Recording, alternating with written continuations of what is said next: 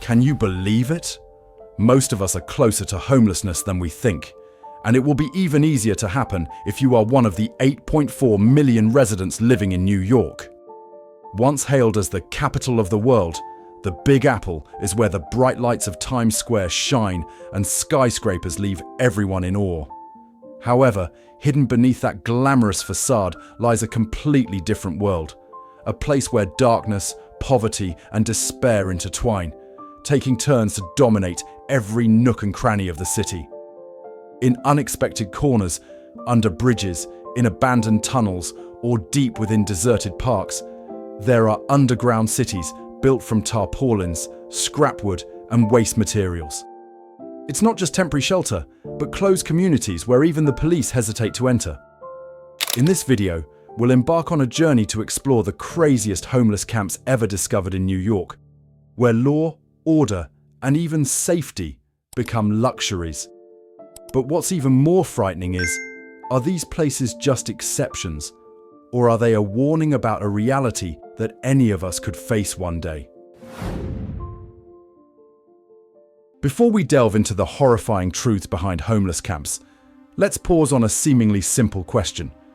If the homeless are considered to have no other choice but to live on the streets, then why, when the city provides shelter, do many people still insist on setting up tents on the sidewalks, turning the entire neighborhood into chaotic temporary camps? The answer isn't hard to predict. For them, life in the shelter is even more dangerous than the streets. And in that harsh choice, many people chose to collapse outdoors rather than live in an environment where they no longer felt safe or respected. The homelessness crisis in New York has long been a painful wound, not only causing headaches for city officials, but also leaving a lasting scar on residents living around the neighborhoods. More than 150,000 people are wandering the streets, and that number doesn't even include those temporarily sleeping in old RVs, relying on friends' homes, or hiding in dark corners that statistics have never reached. The root cause of this tragedy is not unfamiliar: the high cost of living, rising inflation, and the widening gap between rich and poor. But then the fatal blow came: the COVID-19 pandemic 6 years ago. It has pushed the number of homeless people in New York to a record high, the highest since the Great Depression of the 1930s. Since then, the crisis has continued to spiral into a deadlock. The city government didn't just stand by and do nothing. They pour over $3 billion into this each year to build the shelter system, an average of about $3,000 per person per month, hoping to provide a roof over the heads of the homeless. However, a paradox emerged. The more money poured in, the more crowded the streets of New York became with tents. So why, with a huge budget and extensive support programs, are the number of homeless people wandering the streets still increasing? The answer isn't on paper or in a report. It lies within the unheard stories of those left on the streets. Shelters overcrowded, bed bugs, roaches, mice and everything. You gotta clean the shelters up, because that's why people won't go into them. Basically, there's no help and the situation is getting worse. It's supposed to be bologna for lunch. Right. Is it moldy? Yeah. That's what you get. And that's the reason why we got kicked out, because they used that against us. I wouldn't wish that on my own enemy. I felt like I was still in prison, man. The food was moldy. Danger lurked in every dark corner. Theft occurred nightly. The staff was rude, and some people were even kicked out just for daring to report the truth. That's the price the homeless have to pay when they choose shelter, which should be a safe haven. Instead of finding shelter, they faced a reality even harsher than the streets. Many people say that going into a shelter means losing not only safety, but also the right to live as a human being, the right to be respected, to make your own decisions, and to be free. That's why, for many people, choosing to sleep on the sidewalk, under a bridge, or in a temporary tent becomes the less painful path. Because in the darkness of the streets, at least they still retain a bit of human rights. As a result, the shelter system, despite costing billions of dollars each year, is rejected by the very people who need it. A giant machine that is expensive but ineffective. And when those temporary roofs no longer offer them a place to return to, where do they go? It's simple. They went straight out into the streets. And so, the more money poured in, the more crowded New York became, with tents sprouting up uncontrollably. Like pouring water into a broken bottle, it all just flowed out, leaving behind an endless swamp, where people were forgotten amidst the city that was once the symbol of the American dream. If a place called a safe haven becomes the most dangerous, what else can this society promise to the vulnerable? And if the streets that once represented the American dream are now becoming the final home for tens of thousands of people, can we still believe in that dream for future generations? Unlike many other cities where sidewalks or parks are often gathering places for the homeless, New York has a special domain, underground. The subway system, once the pride of the city, has now become an unwilling shelter for those with nowhere else to go. It is estimated that over 4,100 people are living on the streets in tunnels and train stations. In Herald Square alone, support groups found up to 96 people setting up temporary shelters right in the middle of the station, a place residents have given the ominous name, the Underground Wasteland. For those who use the subway every day, the familiar sight is no longer the bustling crowds, but rather figures in tattered clothing, sprawled out on waiting benches, curled up on the cold station floor, or taking up an entire train car to find fitful sleep. Behind that image is a vicious cycle. The healthcare system only allows for the detention of mentally ill individuals for 72 hours, after which they are released and returned to the tunnels. The hospital doors closed while the submarine doors opened, repeating the endless in-and-out scenario without any fundamental solution being found. The New York City government spent an additional $650 million to deal with the crisis, but the effectiveness achieved was extremely limited. Legal constraints, understaffed police forces, and weak management tools have made every effort struggle. The debate, therefore, became even more intense. What is a humanitarian act? Is it coercion to remove the homeless from the train station to force them to accept help? Or is it to let them continue living in damp, dark tunnels? Social activists argue that the homeless have the right to exist in public spaces. On the contrary, city officials insist that allowing them to live under the new subway is the real inhumanity. While the debate remains unresolved, the subway system is sinking deeper into a humanitarian crisis, with security weakening, crime increasing, and severe financial losses. The consequences not only fall on the homeless, but also weigh heavily on businesses in train stations and on the millions of residents forced to use this mode of transportation daily. Can one of the world's richest cities allow its tunnels to become makeshift shelters for thousands of people? And if no one finds a way out, what will be left of an entire transportation system that was once the pride of New York? The East Village was once known as one of the most vibrant neighborhoods, a melting pot of art and culture, small cafes, independent art galleries, and a close-knit community. But in recent years, that name has become associated with a completely different image, a death zone for homeless encampments. Many streets that were once bustling are now blocked in sections, as dozens of makeshift tents have sprung up side by side, leading to conflicts between the homeless, the authorities, and the local community. At the corner of 9th Street, right near Avenue B, the street was blocked for hours as police and city workers tried to persuade a group of homeless residents to leave. Some people resisted, while others simply remained silent and packed their belongings. Social activists stood outside, holding protest banners, claiming the city was erasing the presence of people who already had no place in society. Meanwhile, government representatives emphasized, being homeless is not a crime, but erecting temporary structures on the streets is a violation of the law. New York City has conducted over 50 encampment cleanups in just a few months. Before and after images of the cleanup went viral on social media, from piles of waste and scattered medical waste to the streets being clean again. But where will the people who were just taken go? The city's shelters are always mentioned as a solution, but many witnesses and even insiders claim they have never been safe or humane enough for them to trust.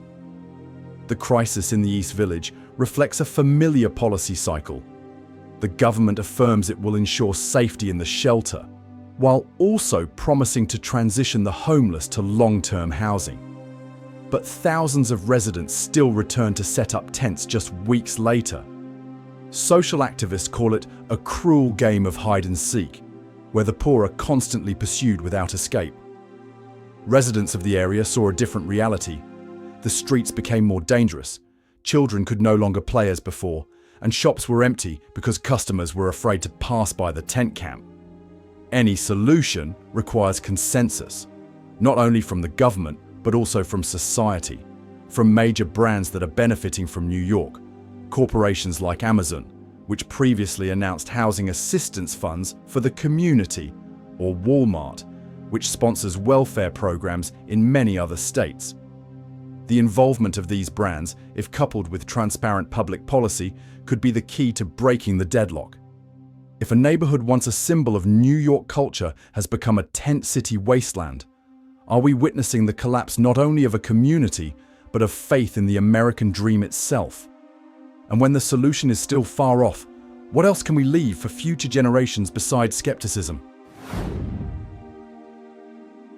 Right in front of the town hall, a symbol of power and order, there was no longer a clean, tidy square, but instead rows of tents, worn-out blankets and mats, and scattered trash. The scene, which seems like it could only be found in the poorest neighborhoods, is unfolding right in the heart of New York. For many residents, this is a bitter irony. The place that should represent the city's order and prestige has become a hotspot for the homeless crisis. The temporary camps that sprang up around City Hall were not only a refuge for dozens of homeless people, but also a focal point for conflict. People come here to protest the neglect of the homeless. Social activist groups see this as a suitable place to put pressure on the government. Meanwhile, police forces are constantly intervening, both to ensure security in the area and to clear away what is considered offensive to the public. The crisis at City Hall shows the confusion in current policy. The city spends billions of dollars each year on the shelter system and social welfare programs. However, clearing the encampments around City Hall played out like a loop. Each time they were cleared, before and after, images were widely publicized. But just a few weeks later, tents would reappear. The homeless were displaced, then returned because they found no other options. City officials emphasized the goal is to move the homeless from tents to shelters, and from there toward permanent housing. But in reality, many people refuse to go to shelters for familiar reasons: overcrowding, danger, and a lack of respect for human dignity. Meanwhile, the long-term housing program is progressing slowly due to high costs, limited supply, and procedural complexities. The so-called chain of solutions on paper therefore breaks down from the very first steps. The crisis right at City Hall sent a clear message. When the very heart of the city cannot maintain order, the entire system is in a state of alarm. To break the cycle, New York needs more sustainable solutions.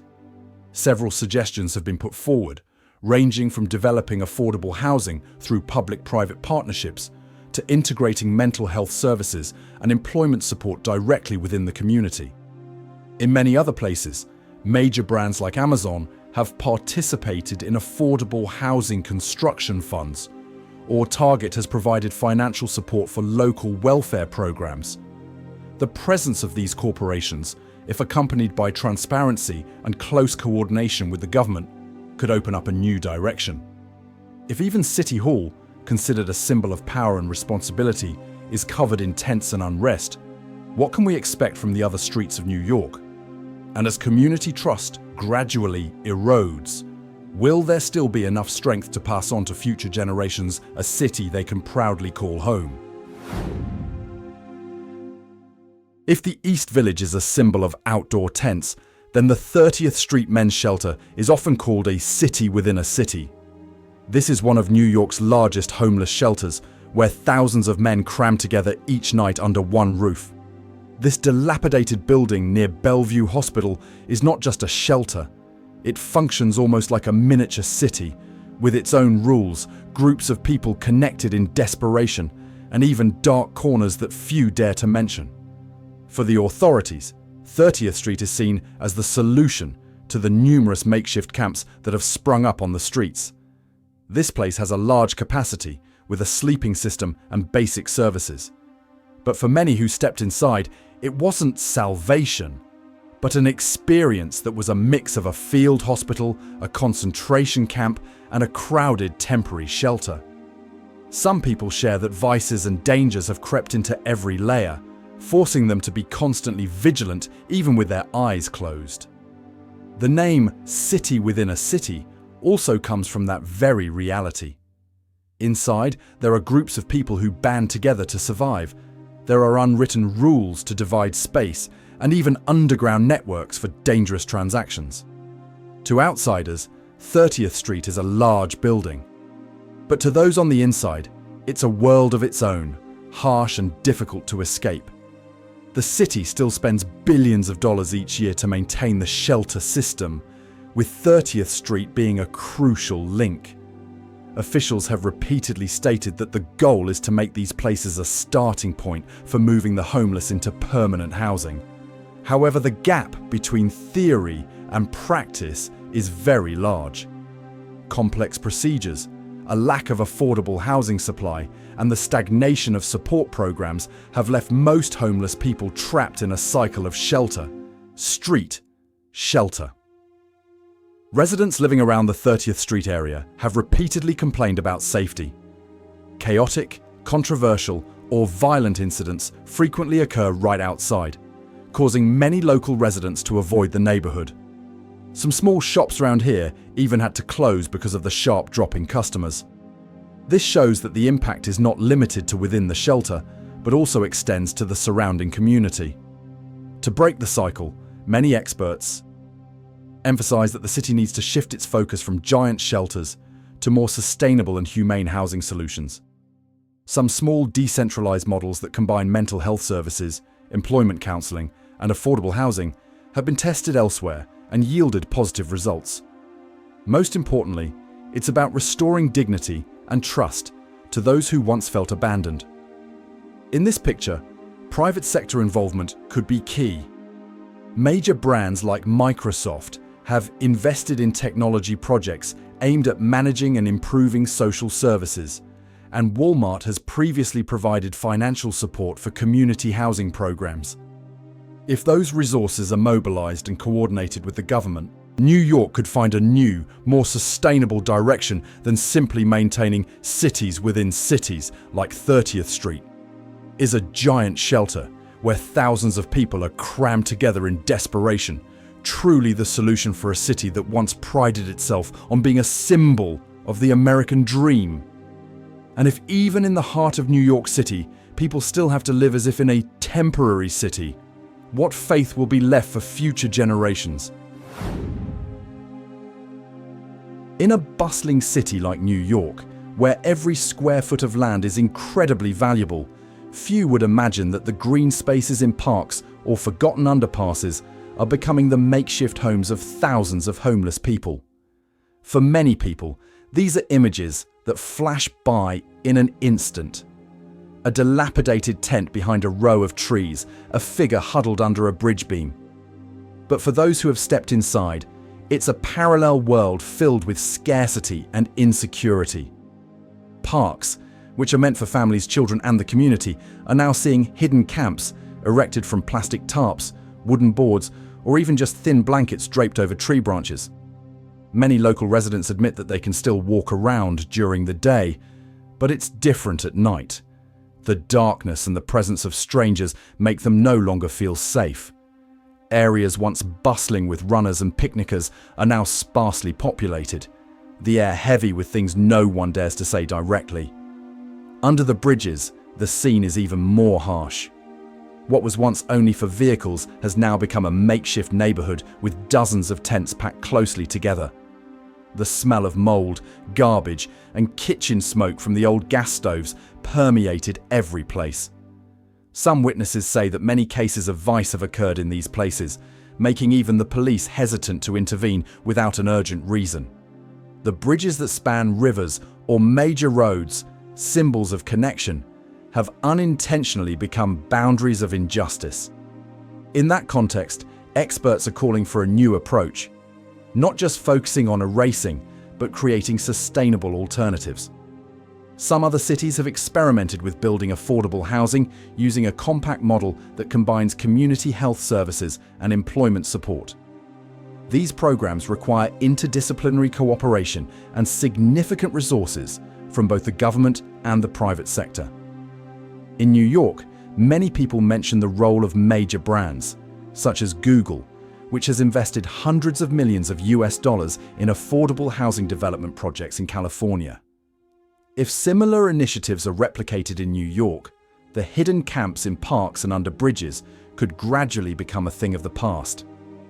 Can a city once hailed as the center of urban civilization accept parks and bridges becoming rooftops for forgotten people? And if we don't find a new path, where will the final boundary be between the American dream and its collapse? Today, New York City reveals a paradox. The wealthiest city in the United States is grappling with a homelessness crisis, with hidden camps springing up from parks to underpasses, from subway stations to right in front of City Hall. Behind every makeshift tent lies an untold story, missed dreams, and a reminder that anyone can fall into that spiral if society doesn't find a fairer and more humane way out. If even the street corners that once symbolized the American dream are now temporary homes for the abandoned, what can we possibly leave for our children and grandchildren in the future? And is there still a way to restore the belief that America is a place where everyone has the opportunity to live a decent life? If you've ever witnessed a similar scene, please share your story or thoughts in the comments section. Who knows, your memories and experiences might be the missing piece for a larger dialogue. Thank you for watching until the end of the video. If you find this content helpful and thought-provoking, please leave a like, share the video with your friends, and don't forget to subscribe to the channel to continue joining us on our journey to uncover the truth behind the dark corners of American society. The content in this video is created for informational and analytical purposes, based on public data sources, media reports, and social observations. Some details are presented in a general form or cannot be absolutely verified, and are only intended to illustrate the overall picture of homelessness in New York. The video is not intended to criticize any individual, organization, or agency, nor does it make any absolute claims about the cause or solution. Viewers are encouraged to access various sources and form their own opinions.